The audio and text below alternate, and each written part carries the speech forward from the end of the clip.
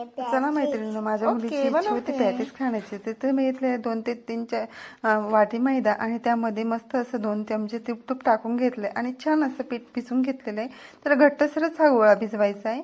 तर आता एकीकडे पीठ भिजून ठेवलेलं आहे, दुसरीकडे आता मी ती कढई ठेवली. कढईमध्ये मस्त असं तेल टाकून घेतलंय 1.5 ते 2 चमचे उबळी इतकं आणि त्यानंतर इथे जिरे मोहरीची फोडणी देऊन आलं लसणाची पेस्ट टाकून घेतली. 1 चमचा लाल तिखट, 1 चमचा मसाला आणि त्यानंतर बटाटे ऑलरेडी उकडून ठेवलेले होते ते मस्त असं मॅचच्या साहाय्याने मॅच करून छान असे बटाट्याच्या भाजीची स्टफिंग बनवून घेतलेलं आहे.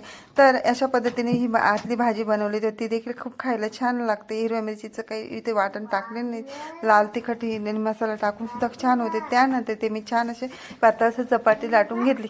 त्यानंतर इथे तुपाचं मोहन लावून आणि एकावर एक अशा 2 चपात्या ठेवून घेतल्या. त्यानंतर इथं साईडच्या कडा कापून आतमध्ये मस्त प्लसची फुली दिलेली आहे. 4 असे भाग करून घेतले आणि दूध तूप वगैरे काही न लावता मस्त हलक्या हाताने साईडच्या कडा दाबून घेतले आणि आता इथे कडकडीत तेल तापले. तर छान असे मंद याच्यावरती आपल्याला हे कडक होईपर्यंत तळायचे. तर अगदी कुरकुरीत इथे पॅटीस तयार झाले. तर आवडल्यास प्लीज सबस्क्राईब.